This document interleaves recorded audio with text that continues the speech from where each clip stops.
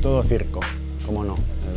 Hay un hilo argumental, pero quien lo une y quien le da vida a este hilo argumental, a este hilo dramático, son los números de circo, que van vinculados a la historia que vamos plasmando. Intentamos mandar el mensaje al espectador de que los años 20, lo que pasó con la guerra mundial, la pandemia de la gripe española, lo que pasó después pues fue muy importante a nivel creativo, a nivel de explosión de vida.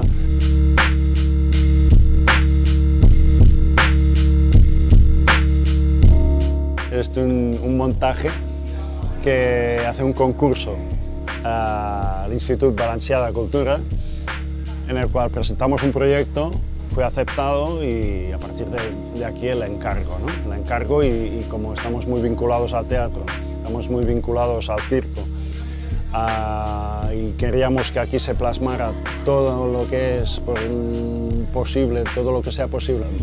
Proyección, multimedia, sonido, la banda sonora es original, de arriba abajo, no utilizamos ninguna pieza antigua, son todas nuevas.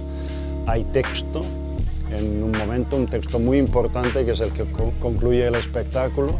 Está el circo, está el teatro, está el clown, hemos intentado aglutinar aquí el máximo de técnicas para que el espectador que ama la música, la danza, el teatro, el circo, pues se sienta identificado. Trabajo para que la cultura a partir de ahora sea explosiva y como lo fue en los años 20 del 1920, pues es trabajo nuestro y trabajo de la gente que está en platea conseguirlo, ¿no? Y eso es lo que nosotros intentamos como mensaje, intentar que le llegue al espectador. Vamos, ¿no? Vamos hacia adelante. No esperemos a mañana, porque hoy ya es mañana. Vamos a por ello y vamos a por una cultura potente y visca la cultura y viva Saguna Sena.